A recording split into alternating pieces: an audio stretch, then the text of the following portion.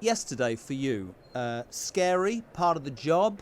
What do you leave a situation like that feeling? Scared, angry, what?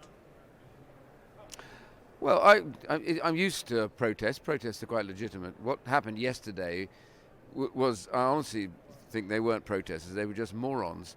They were morons who were angry, probably at everything and anybody. They spent their time. I had my wife with me and a female friend of hers going to a meeting, and they used every expletive it's possible to use under the sun about me, about them.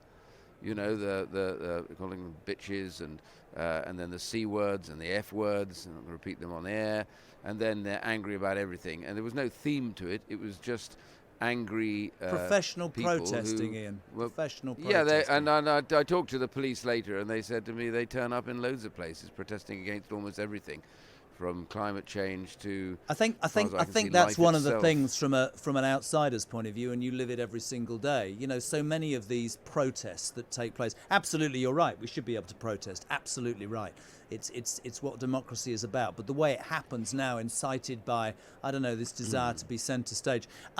The phrase Tory scum, of course, in the last few days has been highlighted after Angela Rayners' comments last week. Do you hold that sort of language as partially responsible for incidents like yesterday?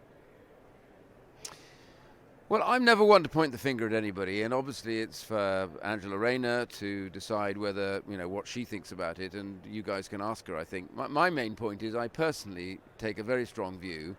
I don't get personal about people, and I would never dream of calling anybody in the Labour Party anything like that. I mean, my view is I got good friends in the Labour Party. I work cross-party on gambling and on social justice. Loads of things, you work across the floor. You get on with people, behind all the scenes of this, sort of ghastly tribalism. The truth is, we can't get stuff done unless we work together. So I've got good friends in the Labour Party, many of whom have sent me texts saying how appalled they were. Yeah. I mean, the truth is, what happened as I was crossing the road, they smashed this big, heavy traffic cone full of grit on the back of my head. I grabbed it, turned around, and for a split second, I literally, as I took 2 paces towards them, was going to thrust it back at them, should we say, with some force. When I stopped and realized, actually, as they retreated, by the way, so much for their bravery, they kind of half ran away. And I thought to myself, no.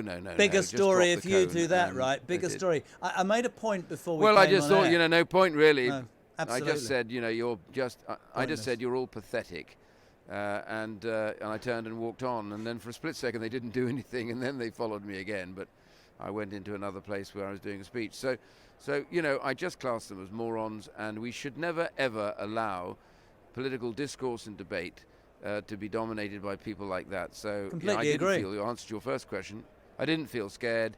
I just felt angry, really, and I'm angry because my wife and others were there as well, and I was angry for the poor children that were being led by their mothers down the street, who were having to hear some of the filthiest language that it's possible to imagine. I'm not shy. I was in the army. I know how to look after myself, but I have to tell you, it was that language which sent me into a sort of annoyance and then subsequently into an anger. But, Ian, they come off worse. is it easier? I mean, I tried to make this point not very eloquently before the show started. Is it easier to attack a right winger? Is it? It's a bit of a laugh, isn't it, to hit Ian Duncan Smith over the head with a traffic cone? But that's not absolutely the case at all. It's wrong, it's abusive, and it's violent. You can imagine if one of Corbyn's lot had been attacked by somebody with a traffic cone, it'd be a national incident, wouldn't it? I think it's wrong. I think you make no, but it's true. I think you make a very good point. I think any violence against a public servant is fundamentally wrong, right?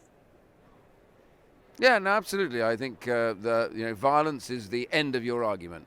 If you resort to violence and abuse, then you have no argument, and it means that you've got nothing to say. And so that's really where we were, and it's all drawing attention to. Some of these people just go around from, it seems to me, from one protest to another, changing nothing except the words that they put in front of the expletives.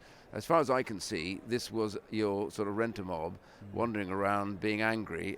They're obviously not conservatives. No, let's give them they no were more airtime. Furious and abusive. Let's give them no more airtime. None. A couple of things I want to None ask you about whatsoever. today. Your Prime Minister, my Prime Minister, said today, and I quote, "It's not a government's job to come and fix every problem. We need to stand on our own 2 feet, and it's not really all to do with him. We've got empty shelves, apparently empty fuel tanks, Christmas potentially cancelled, no gas, probably no electricity.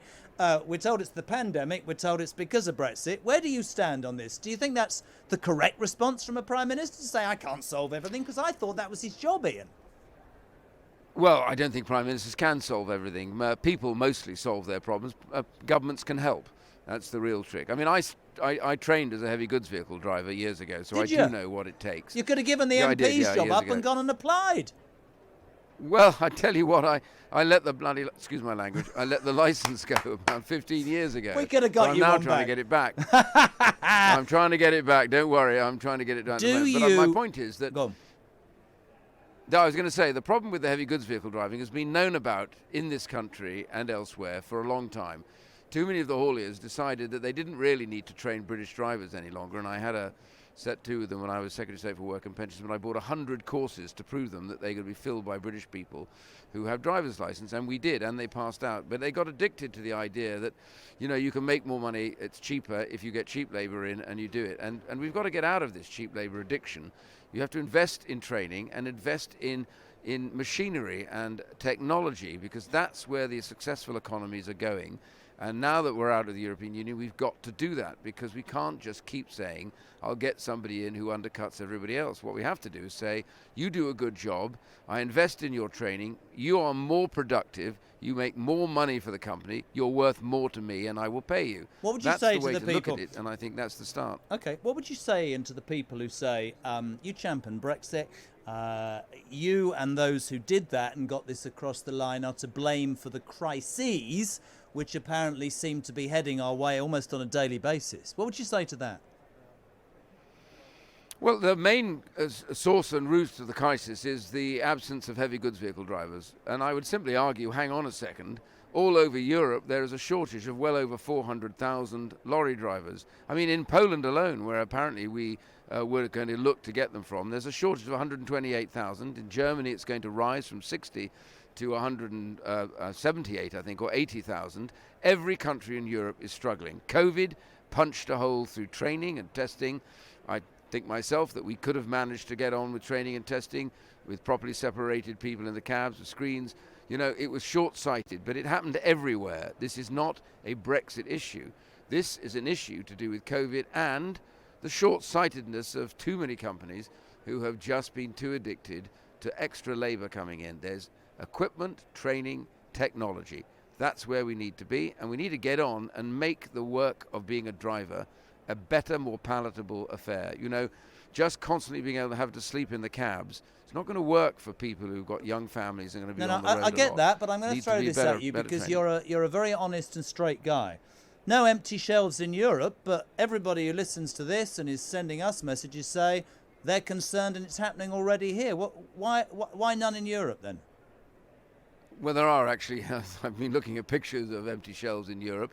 It depends where that driver shortage has hit the most. Okay. So that's really the point. Is it affects different parts of Europe differently, but we are very dependent on heavy goods vehicle drivers, and that is the cause of any potential shortage. So the answer is very simple, but it's not going to be done immediately, which is we need to train more, we need to pay them more, and we need to recognize that sometime we need to see that training and investment in machinery, technology, new equipment and better ways to do things is where Britain has to be. It's where every modern society has to be, but it has to be done now. And if there's something that you say, what will the government do? The government's got to get on and say to companies, if you invest in people's futures, if you invest in new equipment and technology, then we will give you relief while you do that and make that change, because the end of it all will be a more productive company, a more productive Britain, and a better off workforce. How long? Has got to be worth striving for. Tell my listeners quickly, if you can, IDS, how long to fix the problems then? A year, 5 years, 10 years? When's it going to get better? Well, for us? It takes 2 weeks at the moment, and I believe that they can shorten it to at least a week to get a heavy goods vehicle 2 license, an extra week to be a heavy goods vehicle 1 driver. So we're talking about once they're in the courses, then it's not too long before you can turn them people around and get them back out on the road. The key question, though, is are the DVSA, a government institution, up to this process, and can they expand? They didn't train any new testers during COVID. They've got to move on that very fast. But I believe it can be turned around reasonably soon if we say this is a job worth doing, it gets very good rates of pay, and the conditions aren't bad, and it's a job for life. You will never be out of work if you're a heavy goods vehicle license holder. That's one of the reasons why I did the course after I left the army. I have to say, I think those people that attacked you last night took on the wrong man. Not only ex-army, but also with the HGV licence. And Iain, I want to ask you one final question. This is a genuine question that I want to ask you, and it's not even flippant. You've been fiercely loyal to Boris Johnson, fiercely loyal when he stood, fiercely loyal through Brexit. I was amazed and surprised that you weren't given a government post. What's your response to that? Well, I never expected one. Why not? Do you know what? I've always thought, well, I've done government jobs and I've been leader of the party, but I've taken a view about this for a long time. I think it's a privilege to be a member of parliament, and I believe it's a vocation, it's not a job.